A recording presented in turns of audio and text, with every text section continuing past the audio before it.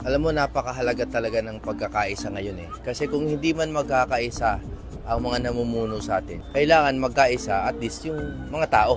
Kasi yung mga pinuno naman natin, mga representante lang natin yan eh. Kung hindi man sila magkaisa, basta tayo nagkakaisa, maririnig ng gobyerno kung ano talaga yung gusto natin. And what we want is peaceful governance, maayos lang, efficient, at hindi yung sila yung nag-aaway-away. Mahalaga yung nananawagan tayo. Alam mo, ang masakit na katotohanan ay ang gobyerno ay talagang hindi nakikinig unless there are big numbers. Kailangan malaki yung numero. Kuminsan kahit gaano katotoo yung sinasabi ng isang tao, kahit eksperto pa yan, kahit political pundits pa yan, pag nag-iisa siya, hindi siya pinakikinggan. Pero pag madami, which is what we're trying to show now, nakikinig na ang gobyerno.